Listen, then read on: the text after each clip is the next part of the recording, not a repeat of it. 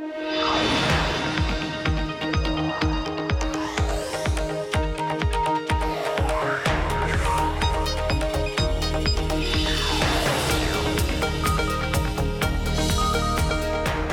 Emily Chang. This is Bloomberg Technology. Coming up, the tech entrepreneur with big plans to be Maryland's next governor. Alec Ross joins us to discuss the growing divide between tech and politics and reacts to the latest Trump firestorm.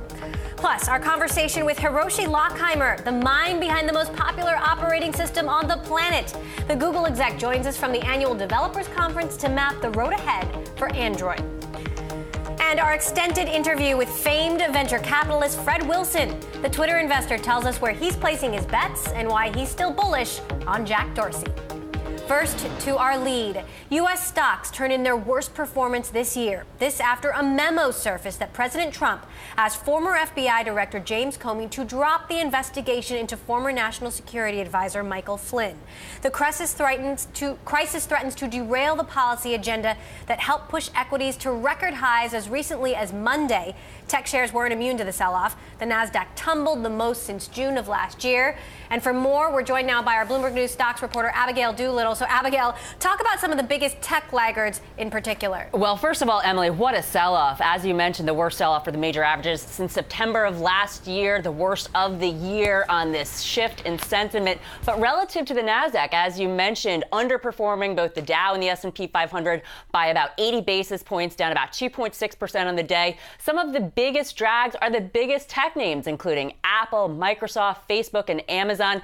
Apple down more than 3%. Its worst day in more than a year after they put up a very disappointing quarter last year. That's the magnitude of the sentiment shift here. Microsoft down in a big way. It's worst since June of last year, since the time of the Brexit. Facebook since November. So really a big turn in sentiment. And the reason this matters, Emily, is that tech has been the best sector of the year. Will this hold up? Now, relative to Apple, here we are taking a look at a 3-month chart, and we can see that today's decline actually shows in that chart. Now, that goes right to the heart of what's happening today and questions is there a shift in faith as to whether or not President Trump will be able to put through some sort of tax reform? And if not, Apple could have a very difficult time or may not repatriate that huge cash pile. This matters, Emily, because Apple, as you know, is the biggest member weighting in both the S&P 500 and the Nasdaq, and a 5% weighting in the Dow. So if this sentiment continues, it could really drag on the markets. What about the chip makers, Abigail? Their losses even bigger. Huge losses there, Emily. You're right. The stocks down more than 4% on the day, being dragged on by lots of the usual suspects: AMD, Nvidia, Texas Instruments, Broadcom. Valuation concerns here. This has really been a high-flying sector, so investors taking a bite out of that today on this big risk-off day. That risk-off also shows in the NASDAQ 100 VIX, up more than 40%. We've all been talking about this complacency for such a long time. It's finally starting to reverse with that huge move up in the VIX. And then finally confirming all of this, Cisco plunging, Emily, in the aftermarket, down more than 7% after they issued a very disappointing sales guidance for the fourth quarter. So it's going to be interesting to see whether this sell-off continues into tomorrow or if it's a one-day blip, Emily. We're going to talk a little bit more about Cisco later this hour. Abigail Doolittle, our stocks reporter in New York, thanks so much for that update.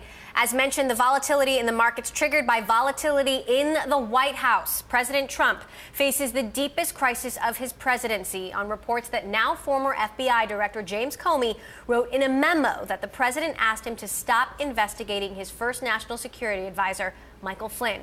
For more now, we're joined by Alec Ross in New York, a best-selling author, former advisor to Secretary Hillary Clinton at the State Department, who has just announced he is running for governor in Maryland on the Democratic ticket. Alec, thank you so much for joining us. Let's get right to it. Do you think what Trump has done, allegedly, is grounds for impeachment? I do. I think that if he is seeking to shut down an ongoing investigation by the FBI, it's a demonstration of his lack of fitness for the office. He's already proven incapable of basically the executive functions of the presidency. And now clearly, and not surprisingly to a lot of us, he's proven to just sort of lack the moral and ethical backbone necessary to be president. So it would not surprise me if before 2020 we have President Pence. So what should next steps be? An independent commission, a special prosecutor? I mean, how can, this Republican Congress get behind it? Well, look, I think the obvious thing is to appoint a special counsel. And there are a few Republican members of Congress who are suggesting as such. But I think that, unfortunately, too many of these folks are sort of wet finger politicians. They lick their finger, hold it up, see which way the wind is blowing. And they're afraid of their pro-Trump base. So a lot of them, I think, have forgotten why they came to Washington in the first place. And I think that they're just focused on their reelection. They're just focused on their popularity. And so we'll see how many dignified men and women do come forward from both parties and insist on a special counsel. Now, Trump is the reason that you decided to run. Why? I think that talent is everywhere and opportunity is not. And the simple fact of the matter is, in places like coal country, where I grew up, people overwhelmingly voted for Donald Trump because they felt so disconnected from our politics and from our politicians. And so the reason I'm running for governor of Maryland is to try to respond to the legitimate needs of struggling people in the working classes and try to figure out how this innovation-based economy can work for more people. Talk to me about your accomplishments, Alec. What have you done that you want voters to know? Right, I think that we need entrepreneurs, people who have been successful in business, getting in and doing the hard work of government. And I also think that as we transition from an industrial-based economy into an information-based, technology-rich economy, we need folks like me who have worked in that world, who understand what the really tricky policy challenges are, so that we can figure out how people in our stagnating working and middle classes can go from working in an industrial-based economy to a technology-based economy. That's what I've done for the last 23 years, and it's what I'd hope to do as a public servant. Tech has been proposed as sort of the solution to everything, and I know that you think that an increase in education in computer science will really lead to economic betterment, but is learning how to code really all it's going to take? Oh, no, it's absolutely not all that it's going to take, but I'll tell you what, computer code is the alphabet that much of the future is going to be written in. And it's important for today's kids to be literate in that language. Right now in the United States of America, there are 500,000 unfilled jobs that require computer science skills. So for all the unemployment and underemployment we have, there are 500,000 jobs just begging for people who have very basic computer coding skills to take them. 20,000 in my home state of Maryland. So I do think while making sure that every kid from kindergarten through 12th grade is computer literate, it's not going to solve all the problems, but what it is going to do is help make sure that kids from every zip code can help fill those 500,000 empty jobs. Speculation has swirled that Mark Zuckerberg, the founder of Facebook, is considering a presidential run. Just last week, there was a report that Sam Altman of Y Combinator may be considering a race for California governor. What do you make of these reports? What I make of it, it's the same thing that threw me. It's the same thing that threw me into the run for governor. I think that a lot of us who care deeply about the rise of the rest, those of us who have worked in the innovation economy and do believe that it can help more people, government's powerful. Like, you can do a lot in the private sector. You can build your workforce. You can build wealth. But there are some things that only government can do, like run our public schools. And so I'm encouraged when I hear about people like Mark and Sam. I don't know if they're going to run or not, but in general, I think it's good for people who maybe have been in a little bit of a bubble, who've been successful, to say, you know what, I'm going to go out and I'm going to try to solve problems beyond just maximizing shareholder value. As long as they're not President Trump? He's a businessman, too. Well, but he was a terribly unsuccessful businessman, though. I said successful businessman. He inherited a couple $100 million from his daddy, and if he had just put that into an index fund, he'd be a lot richer than he is today. So, no, nobody with that many bankruptcies I'm going to call successful. All right. Alec Ross, candidate for Maryland governor. Alec, thanks so much for joining us. Thanks for having me. Now to a story we are watching. The patent battle between Qualcomm and Apple is heating up. Now the chip company has sued assemblers of the iPhone for allegedly not paying patent royalties. Among those, Qualcomm has sued Foxconn and Pegatron. Unlike other smartphone companies, Apple doesn't have a direct license with Qualcomm. Instead, it pays contractors to make its phone, and part of that money is used to cover royalties. Coming up, the annual Google I/O conference kicks off in Mountain View, California. We will hear from the man behind the company's Android operations, Hiroshi Lockheimer, next. This is Bloomberg.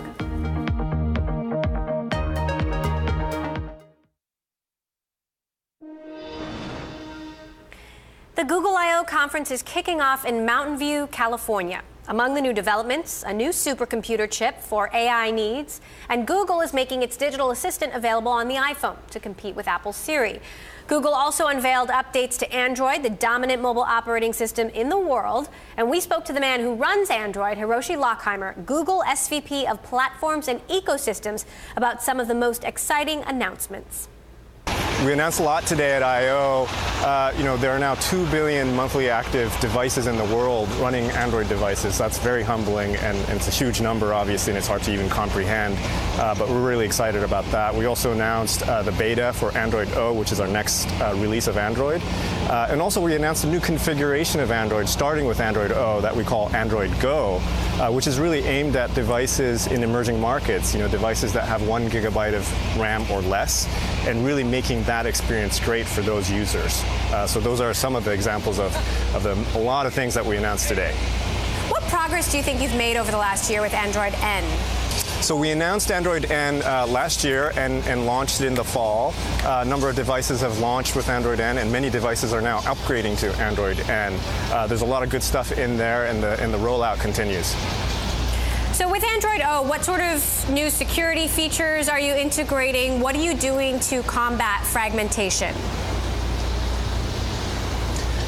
Well, around fragmentation, there's a lot that we're doing. It's something that we've been working with the industry on for many years now. Specifically, this year, we announced Project Treble, what we call Project Treble, which is a re-architecting of the lower layers of Android.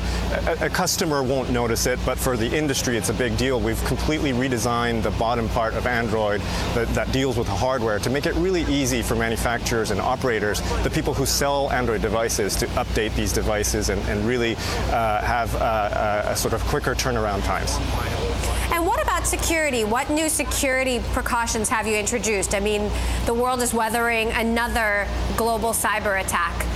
Yeah, so around security, we've been doing a lot for many years now. One of the things we realized was a lot of what we've been doing has been behind the scenes. There's a lot of protections that we've put in place, obviously the architecture of Android to begin with, but also protections we put into place through Google Play. We actually scan all your apps, all apps in the world. We're scanning them all the time, but we realized no user of Android was aware that we were doing this. So we've now put these systems sort of front and center for the user so they can see what we're doing, so that they can have a sense of security, and that actually reflects the real state of the world. We call that Google Play Protect, and that's something that we'll be rolling out very soon. Last year, you introduced something called Instant Apps, which lets users stream their apps via search. What kind of progress have you made there?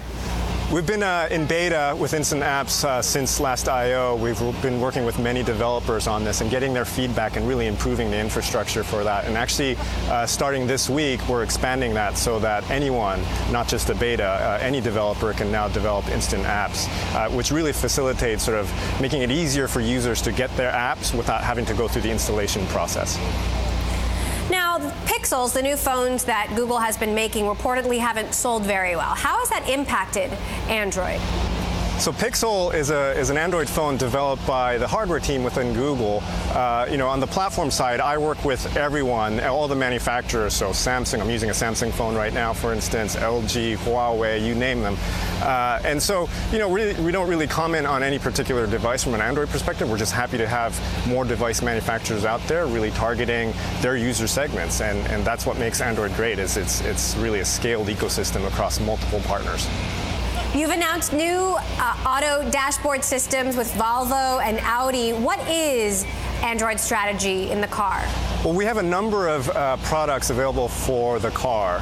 The first one we call projected mode, which basically enables a customer to take their Android phone, plug it into their car, and have the phone power the car's infotainment system. That's been available now for a while now. There's hundreds of car models out there that support this already. What Audi and Volvo announced is actually running Android itself in the car directly so that you don't need a phone anymore. And it's kind of a behind-the-scenes thing, right? It's how the car manufacturers are making their cars. They happen to be using Android, which makes it possible for Android developers to bring their apps and services easier into the car environment. We're expecting a big redesign of the iPhone from Apple later this year, and I'm curious, as the head of Android, how do you brace yourself for the iPhone revamps? It's an exciting time to be a consumer because there's just so much going on, so many manufacturers working on interesting innovations. And so I think it's a good thing, you know, and it keeps the Android manufacturers on their toes and it makes them work harder, it makes us work harder. So I think it's great. Are you wearing an Android smartwatch? Because I'm curious what's holding Android back in wearables. I'm wearing an Android Wear watch right now. A lot of progress there. We've announced a lot of fashion brands have also adopted Android Wear. We make, as you know, our platform available to anyone to build products with, and that's our strength. And we have a lot of partners now in the fashion industry as well as consumer electronics industry building Android Wear-based watches. Hiroshi Lockheimer there, Google SVP of Platforms and Ecosystems. We will have more coverage from Google I/O later in the hour. We will speak with Scott Huffman, Google Vice President of Engineering. And coming up, shifting from hardware to software may be more challenging than expected for Cisco, out with a disappointing fourth quarter sales forecast. We'll break down the numbers next. This is Bloomberg.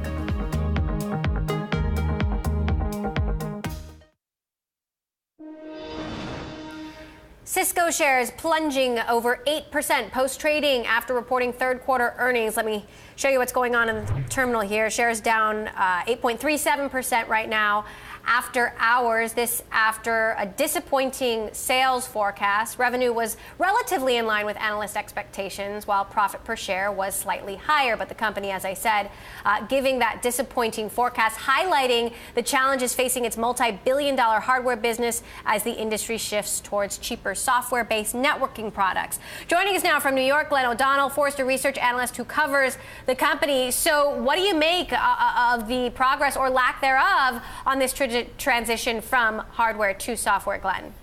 Well, it's a long process, and it's going to take a while. And I think maybe some investors are getting impatient with the transition. But its core networking business is on a slight decline. There's a lot of headwinds in that business.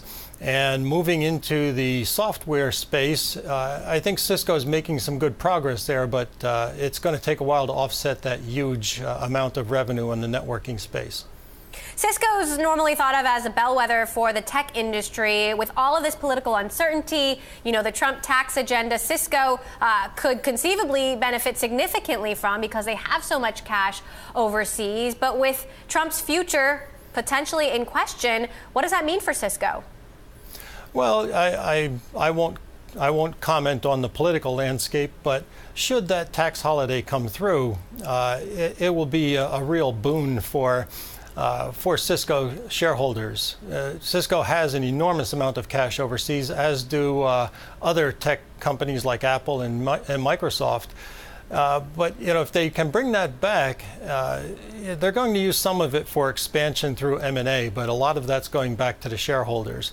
And I think we'll see that across the tech industry. What sort of M&A are you expecting?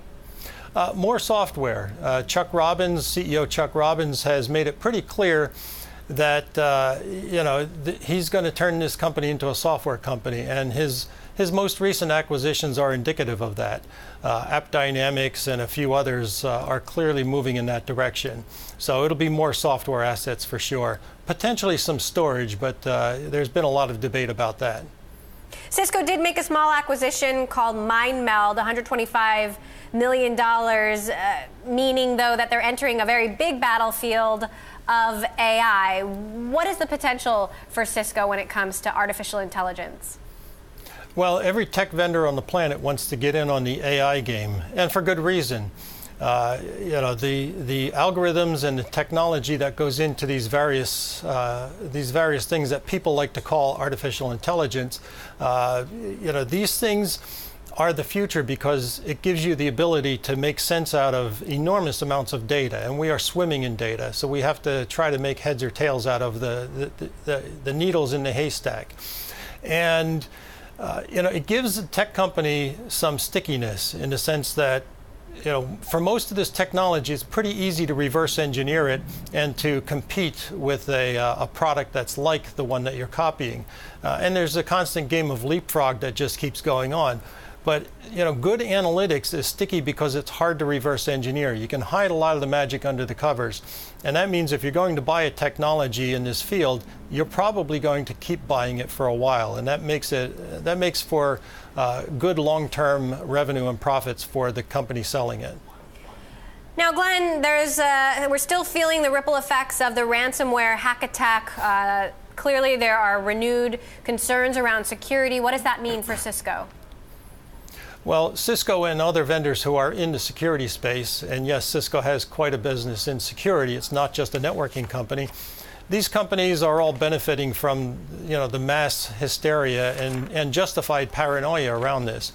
But where we see the real future for security is building security into these technologies. And Cisco has done a lot to build security into the network. And okay. And that's great, but we have to expand that baked-in security across the board.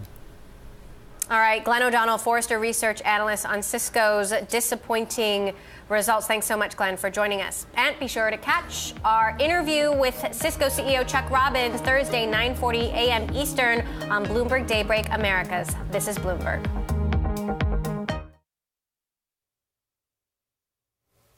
I'm Elisa Parenti in Washington, and you're watching Bloomberg Technology. Let's start with a check of your first word news.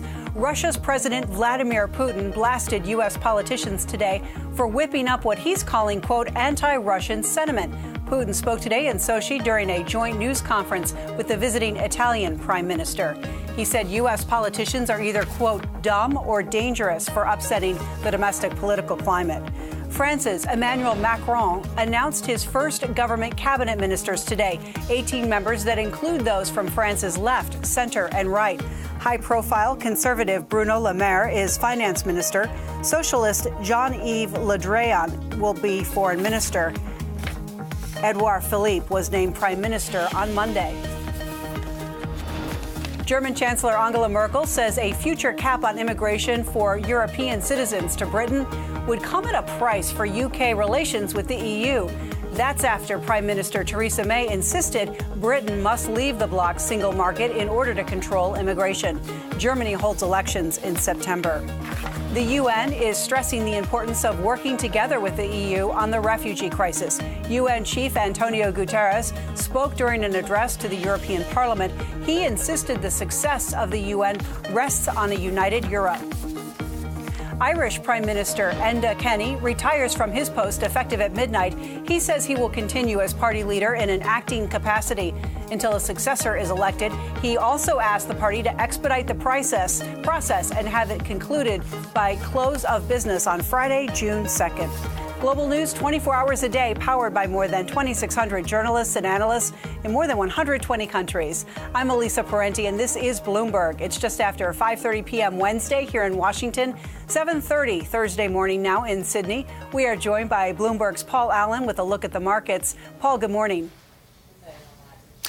Morning, Elisa. Well, ASX futures, you won't be surprised to learn, are pointing down and down quite sharply, about 1% lower on the US turmoil. And in the spirit of unpredictability, we also have jobless figures out of Australia for April. It's an always notoriously unreliable number, but it's estimated to remain steady at 5.9%. Japanese futures are also pointing lower this morning. We are waiting on GDP numbers for the first quarter out of Japan, expecting to see 0.5% growth, building on the 0.3% growth that we saw in the prior quarter. Watch out for Tencent as well, opening in Hong Kong today. Revenue of $7.2 billion there for the quarter on record sales and profit. And Chinese property prices for April also out. I'm Paul Allen in Sydney. More from Bloomberg Technology next.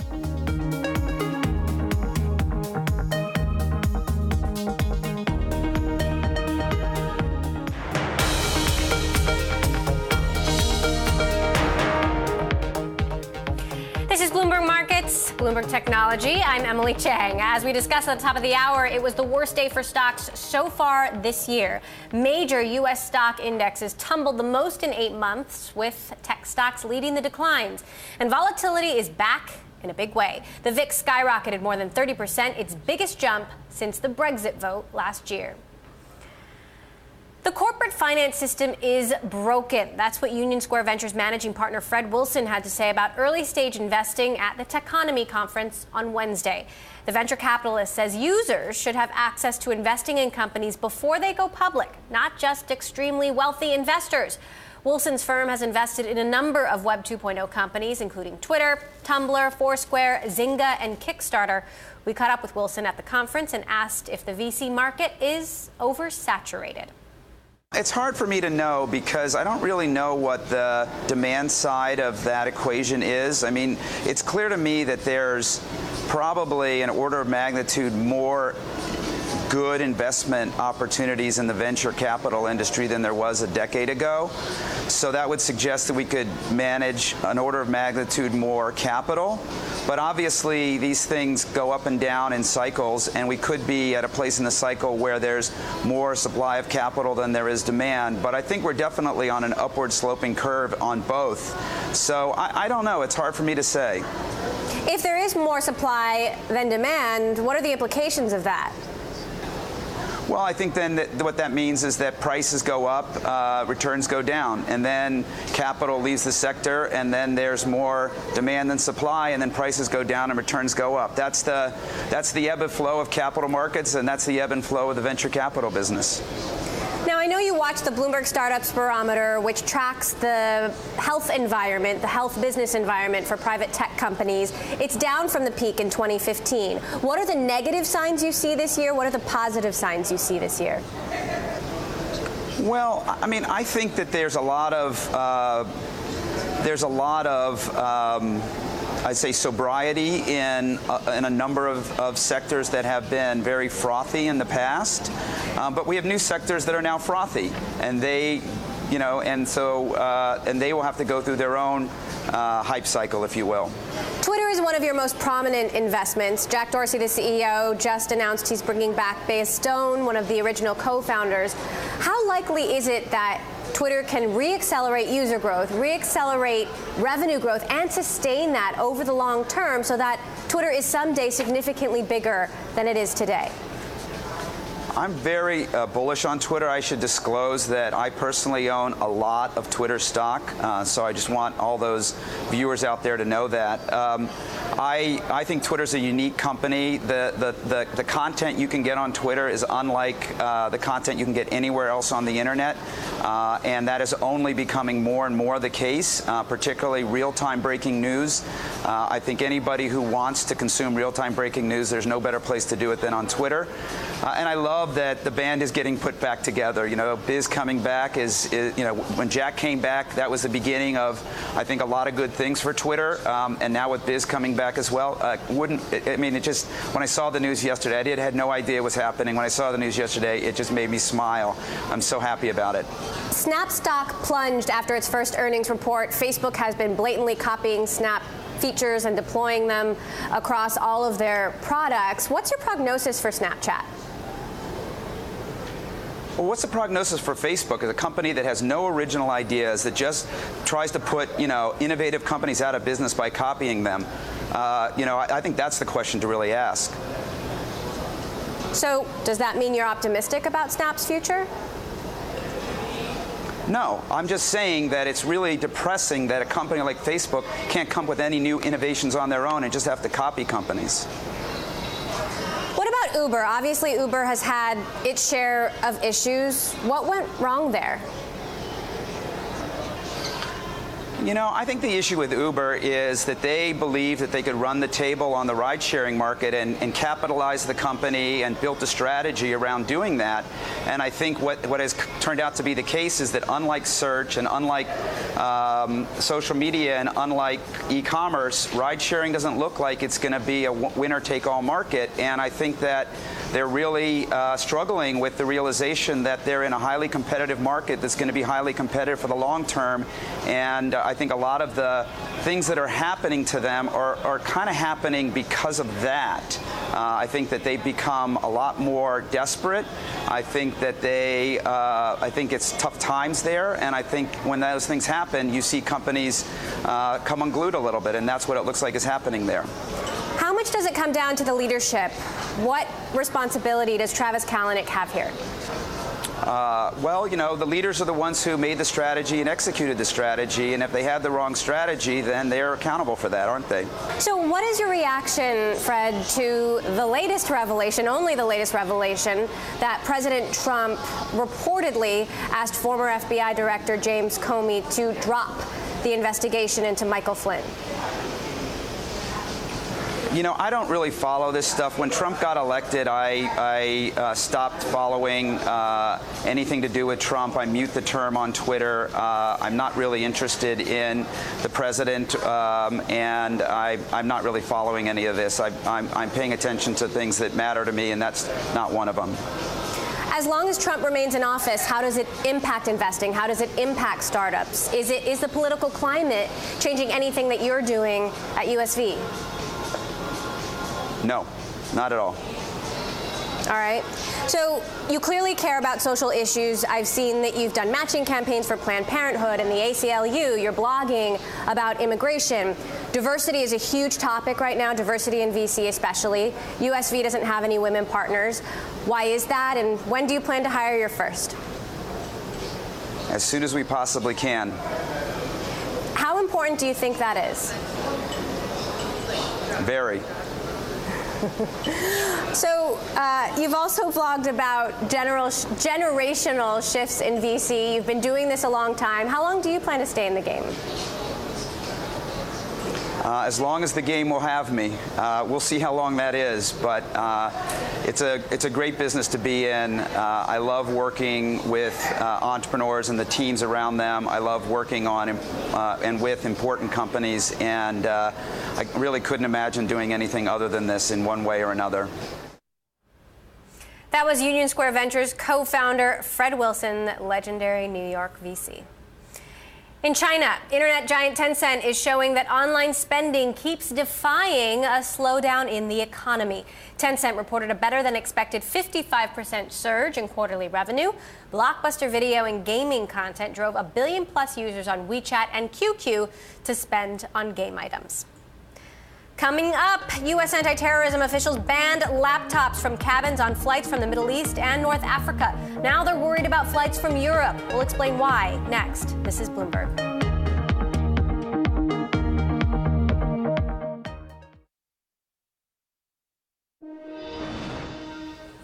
In today's funding board, CrowdStrike has raised $100 million in its latest funding round. The funding, led by investor Accel, and values the company at more than $1 billion. It's a timely investment considering a global ransomware hack attack over the weekend that affected hundreds of thousands of computers in more than 150 countries. CrowdStrike's digital security services helped the Democratic National Committee respond to a network breach that was linked to Russia during the U.S. presidential campaigns. And another national security issue this week in focus, U.S. anti-terrorism officials met Wednesday in Brussels with their European counterparts to discuss a proposed expansion of a laptop ban in airline passenger cabins. For more on both stories, Bloomberg's Caroline Hyde joins us now live from London. Caroline?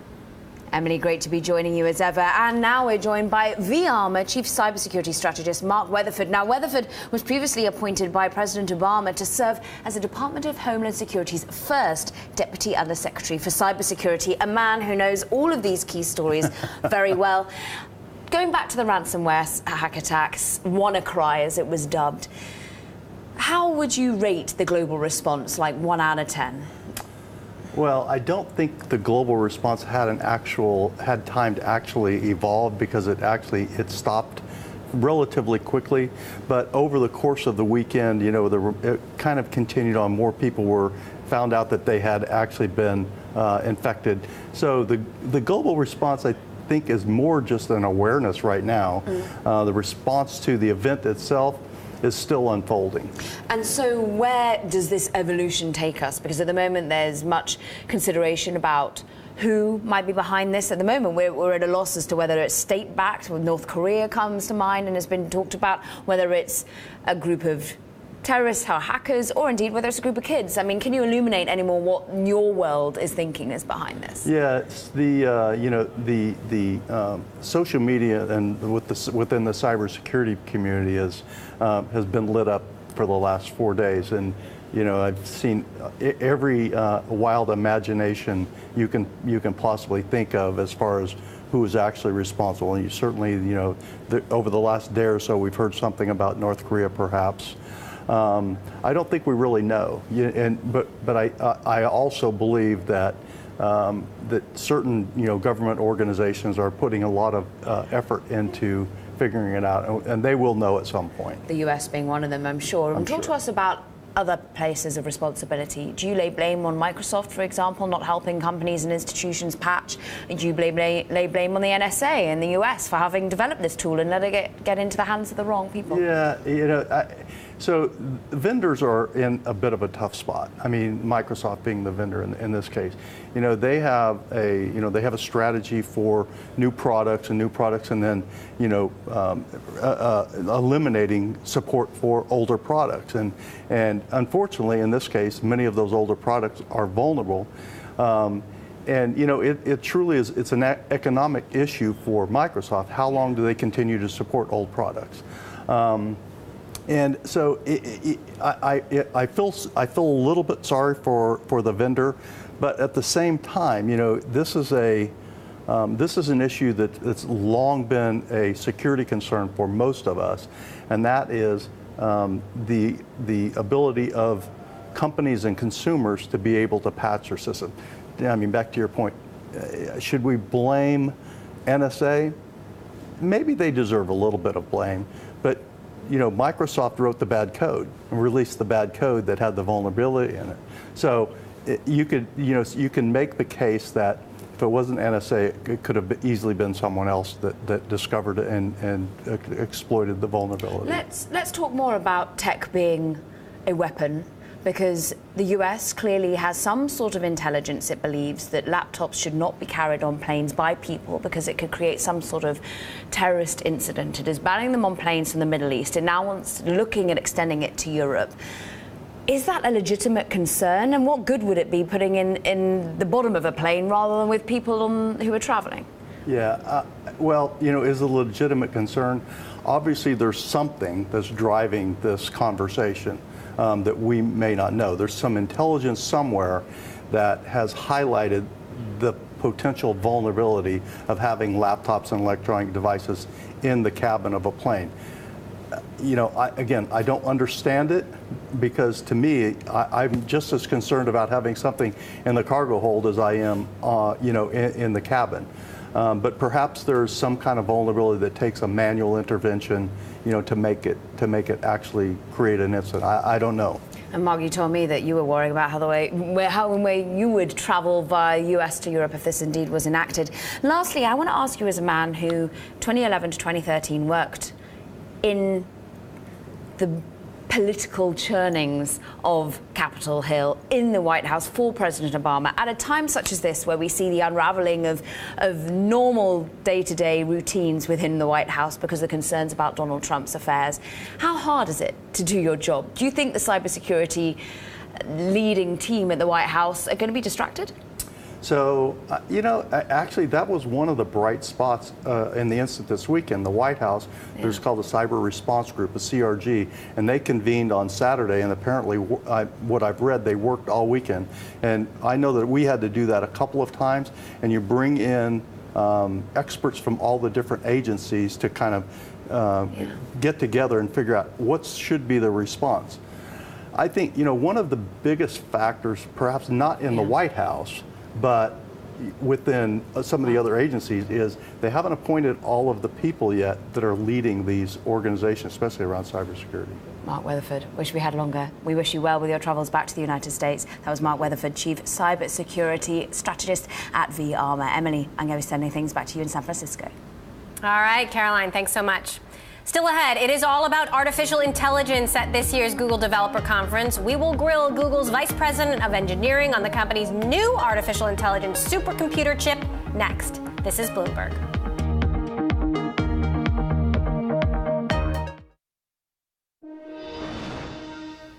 Let's get back to the Google I/O Developers Conference in Mountain View, California. With a spotlight on hardware this year, Google CEO Sundar Pichai announced a new artificial intelligence supercomputer chip looking to transform the search giant into an AI-first company and a real cloud computing contender. We caught up with Scott Huffman, Google's Vice President of Engineering, and asked just what this supercomputer chip means for Google. Well, we're really excited to be able to have the computing power to be able to really harness all of the newer machine learning algorithms. One of the things that is exciting about these new algorithms is they're very, what in computer science terms we call highly parallelizable. So you can do many computations at once and get very high scale and process a lot of data that way. And the new chips are really designed to do that from the ground up. So really designed to do the kinds of machine learning processing that we're using a lot of.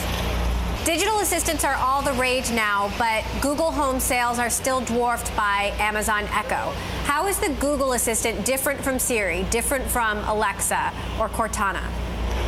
So one thing that we're very excited about with the Google Assistant is the ability to actually go across all the different devices and contexts in your life. So as you go from your house to your car and your commute to out and about on your day, we want the same assistant to really be available to help you in all those different places. And so today we're really excited to deploy the assistant out to all the iPhones and make it available to iPhone users in the US. And we're in the process of rolling out, of course, across all the Android phones, Google Home, Android Auto, Android TV, Android Wear. So really making that assistant always available to you no matter what you're doing. Now, what is it going to take for voice technology to actually improve? Because, I've used all of these devices, and in my own experience, it's still rather crude. Well, so we think we're making a lot of progress, but one of the big things, and Sundar talked a little bit about it today, is really using broad-scale data and neural algorithms in order to improve the technology. So we've been actually pretty significantly overhauling kind of all of our algorithms under the hood every couple years to take advantage of the new computing power that we have and new and larger amounts of data. And every time that we do that, we see a pretty big jump in improvement. One of the things that we did as we worked on bringing Google Home to the market that was really an exciting thing is because Google Home needs to work at a distance, I might be standing far away, there's a lot more noise in the microphone signal. And so by adding essentially artificial noise into our training data, we were able to have our neural network actually be able to recognize things at a far distance away.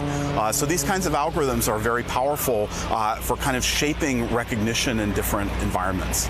What is one place that you see the assistant going where it hasn't gone yet?